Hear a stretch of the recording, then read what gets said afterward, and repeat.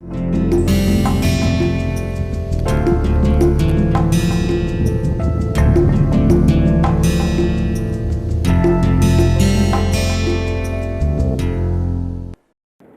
we are going to discuss on the classification and different connections in order to find out the traditional roots for Indian folk and minor art in our second module.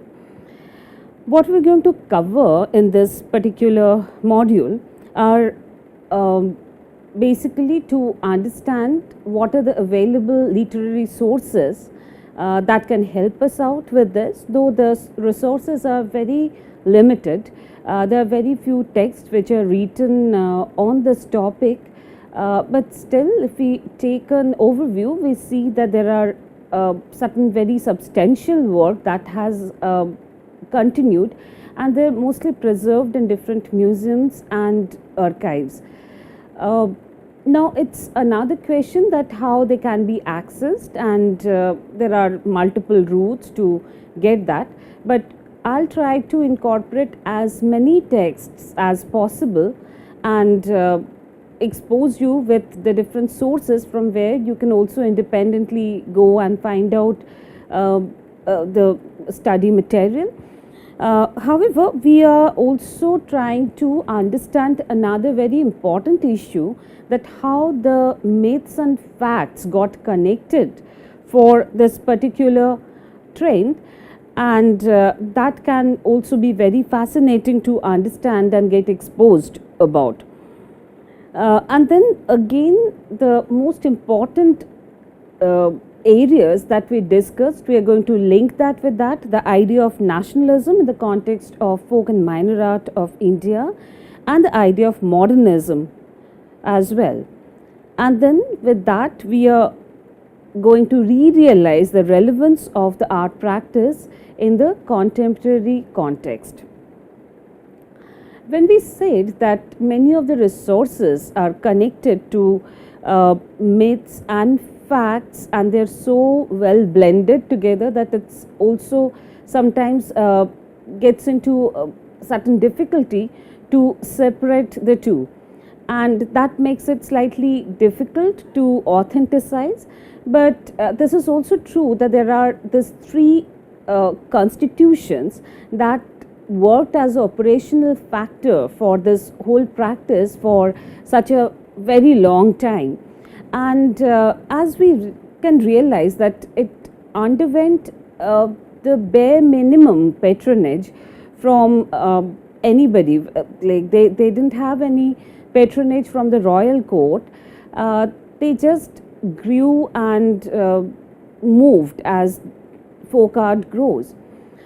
But still, like if we think about the constitutions that operates art in general, there are the three factors. One is perhaps the temple, the other one is of course trade, and then court. Now this is very fascinating to understand that for the Indian folk and tribal art, trade and court, these two factors are not basically coming into any picture because of the fact that they were not the art that takes place in the royal court, or they were also not made for the trading purpose. They didn't have a market of their own. They just got connected to the temple tradition. So many of the religious stories are connected to the temple connection, and the secondary secular things were also to generate moral stories. So these are the connection that we can figure out. From there, we would like to understand, and this is like part of the course where we are trying to figure out how they're categorized and how they can be categorized. Just because they're too scattered, we need to focus on certain area and hence go deeper into that particular part. So let's first understand how we can put these practices into certain category. We are not including the entire practice, but we are using some regional practices as our examples, and will carry it further with those examples and the available sources and the data that we could collect in this whole course of time. To understand folk and minor art, it's very important to understand folk culture.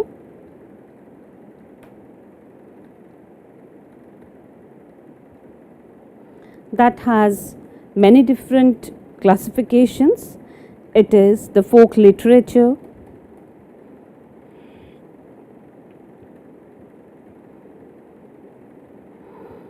folk song, folk theatre,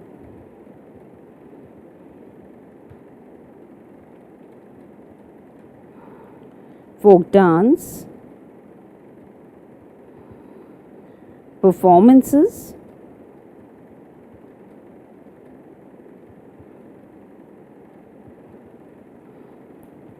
and folk art. We are picking up art as our focal area. Folk art has two major categories. One is the oral tradition with the visual tradition.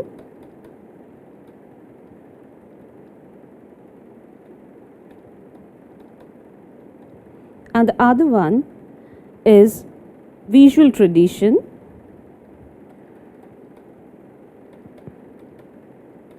without the oral tradition. Visual tradition can be categorized into two different areas. We have the considerations of material,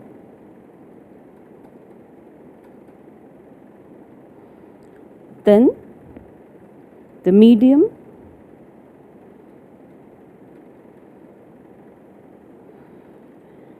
medium involves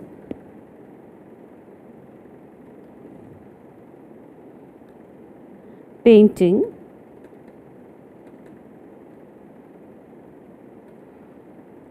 carving,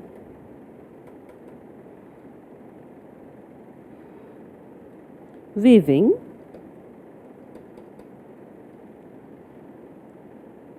or other decorations, and the material needed for it are metal,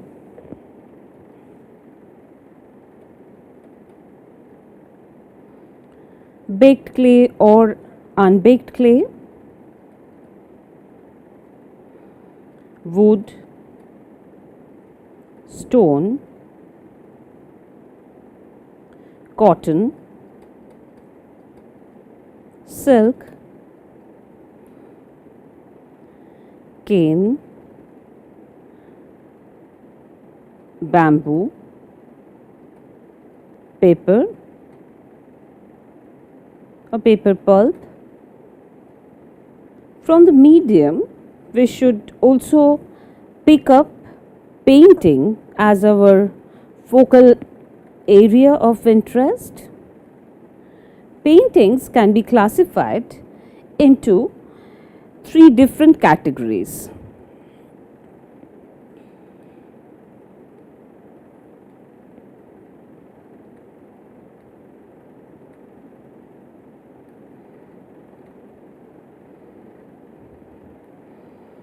The single frame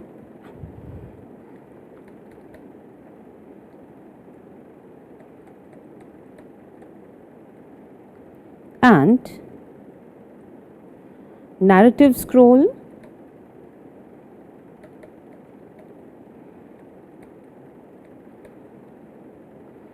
ephemeral art,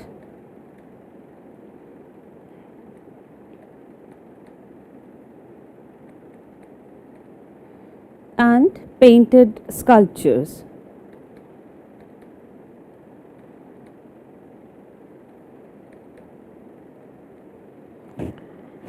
Our discussion will primarily focus on the single frame and narrative scroll paintings through the examples of the single frame and narrative scroll paintings, we will try to track the history and the culture, which is phenomenally important in the context of contemporary art of India.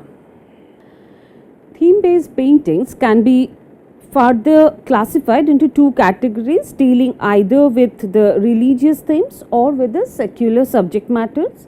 And the shape based classifications separates the narrative scrolls, that is known as Jorano Pata or the Dighal Pata. Jorano Pata means the folded Patachitra, or the Pata is canvas, and the Dighal Pata means long Pata, long canvases. From single frame painting, which is known as Ekachitra, that are the single frames, and the frames can have different shapes, like there are rectangular shapes, square, triangle, and also there are circular shapes, which is very popular. In fact, there is a very well known tradition of Dashavatar card for the playing cards, and they made the avatars, the 10 incarnations of Vishnu in those cards, and that was more like an indoor game that was there in our culture. And the images that are painted on those circular cards are amazingly interesting, but it's there in a personal collection with some very few people. They have collected all those things, so they're just preserved there, and we get to see 2 or 3 such examples in some museums also. But the shapes are very important to tell you a story. For example, when we talk about the Ekachitra or the single frame, the images are more symmetrical there, and it's theme based, which are the themes are often very iconic and straightforward, whereas when it becomes horizontally or vertically long and it has a symmetrical spread, we feel that the compositions are also becoming more asymmetrical and hence more dynamic. It doesn't have much symmetry and static quality. They're not iconic, rather dynamic. It involves a lot of connective stories, and it gives a continuity, and it tells a story. So the Ekachitra or the single frame paintings are depiction of different images, and those are more like a story, a part of it, whereas the Patachitras, which are like the Dighal Pata or the Jarano Pata, they have a very different connotation. They tells us story that is continuous and long. So narrative scrolls are either horizontal. The horizontal scrolls are known as Ari Latai Pata in Bengal.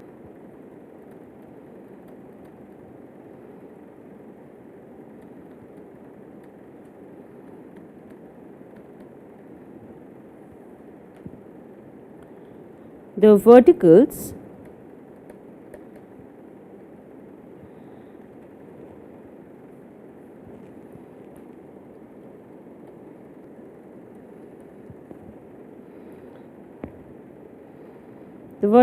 are known as Latai Pata.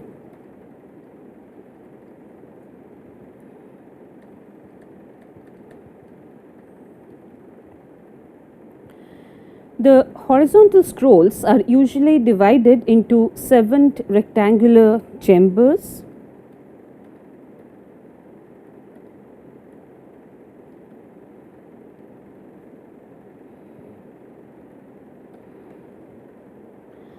They are mostly 400 centimeter in length and 15 to 20 centimeter in width.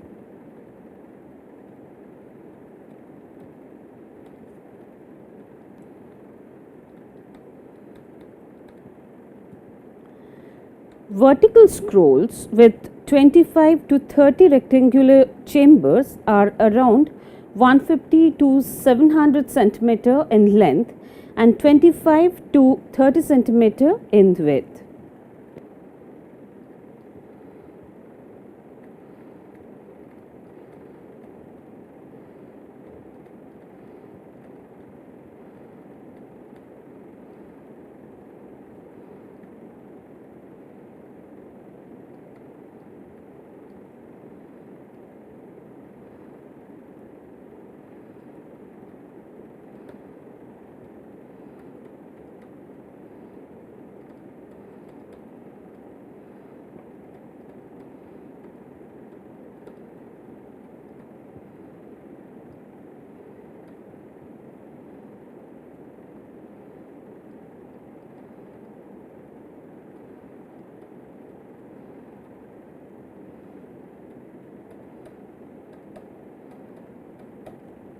The very tradition of scroll painting with narrative continuity in the depiction can be compared with the narrative scroll of Tibet, Nepal, China, and Japan.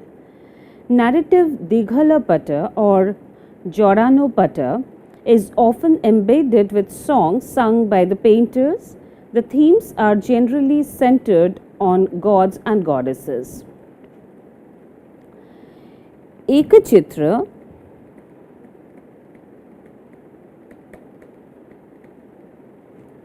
has two categories.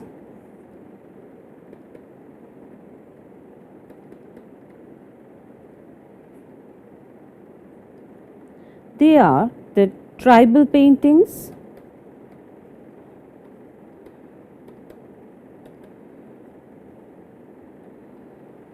in Bengal. The examples are Santhal Pata,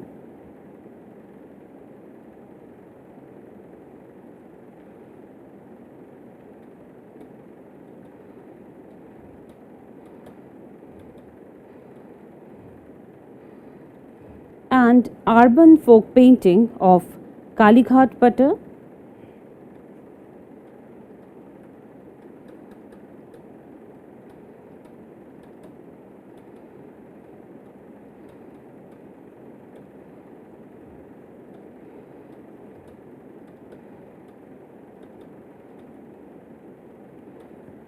Urban folk art includes subjects from daily life activities, flora and fauna, static pictures, mythological portraitures, social and historical theme based pictures, humorous and sarcastic comedy, and caricatures.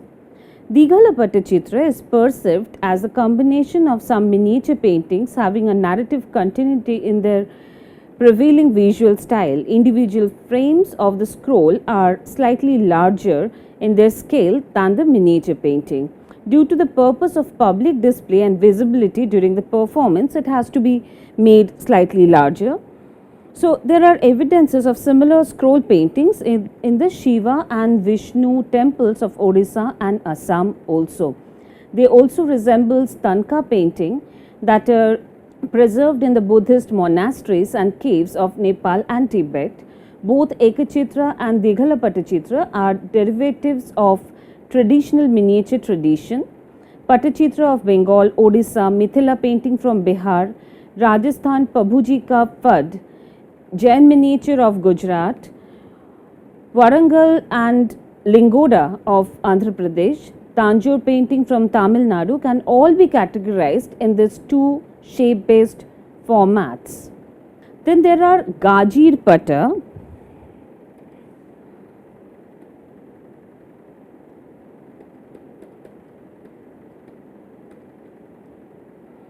painted along with the doctrines of the local Islamic saints.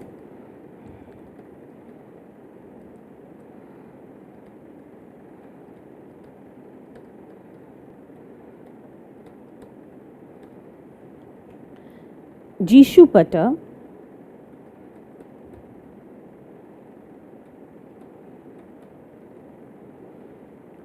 on the stories and images of Jesus Christ.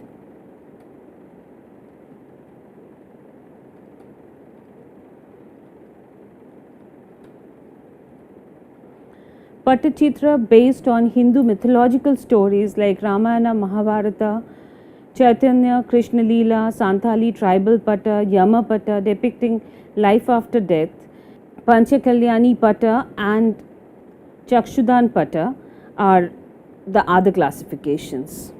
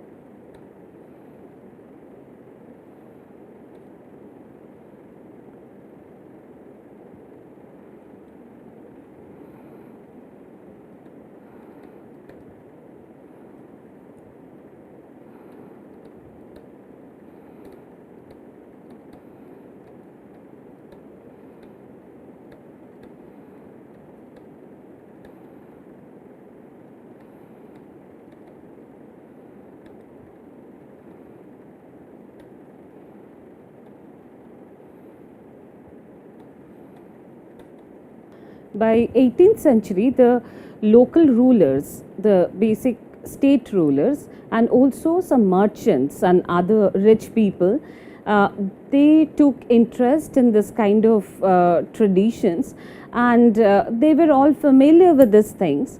Moreover, it got more popularized and it found some bit of a market where Tamluk or Tamralipta, that was the ancient Tamralipta, which is the southwest of Midnapur district in Bengal, that became the state capital, and because of that, the trade flourished, and from there, the entire tradition it spreaded to the adjoining districts like Bakura, Murshidabad, and Birbhum, and they're still on. And there are other traditions also which were found in Hooghly and the other districts, but they're still not that much into the vogue. But this is perhaps one reason that Tamluk or the ancient Tamralipta, when it became the cultural capital connecting Odisha and Bengal, Patachitra tradition of Jaranupata and Choukapata or the squarish Patachitra vastly flourished from that particular center. Scroll painting tradition is most suggestive, having a combination of narration, form, and content, narrator being a painter and a singer at the same time. It is a synchronization of story, poetic rhythm, painted visual, and oration. So, except for the painters from Purulia district, all other painters of West Bengal that I mentioned, they maintained a particular status of being neither Hindu or Muslim. They are divided into quite a few groups, which are the Duari Pato,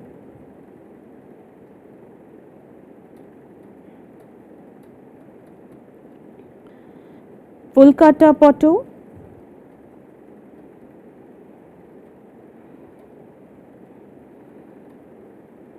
Lampakata Pato,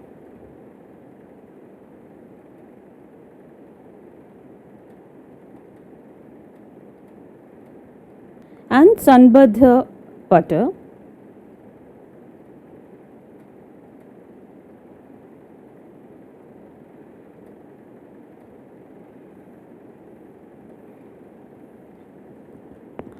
Which are known as the, in different options, they are the Chitrakar Patua who practiced them,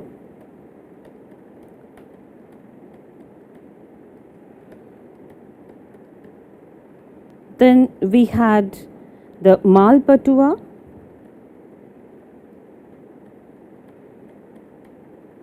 we had Bede Patua,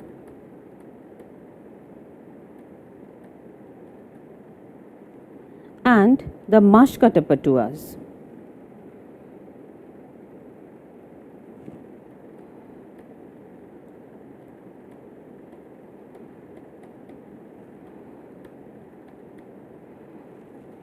So, all these Patachitras never had any spatial depth in the European, or if we think in terms of the Renaissance perspective, from the Renaissance aesthetic point of view, that there is no special depth that was shown with the help of 1 point to 2 point perspective. It was mostly overlapping. That too, overlapping was very rare, but by using the vertical location, that the images are of the same scale, but the images which are in the lower part of the painting and the upper part of the painting, that gives you a sense of vertical location, that those which are put slightly upper, they seems to be going deeper into the frame, but more or less they maintain the two-dimensional quality into it. So it's more like it was divided into 3-4 different backgrounds. Those were layered. It was more like making a background to show the context where the figures are standing in, and showing a middle ground to show the depth of space to the bare minimum, and showing a foreground and having some focal interests by using different scales and the space divisions. But that was perhaps the intention from the artist to make it as simple as possible, because there had been a purpose that was connected to it, and we are coming to that in our following lectures.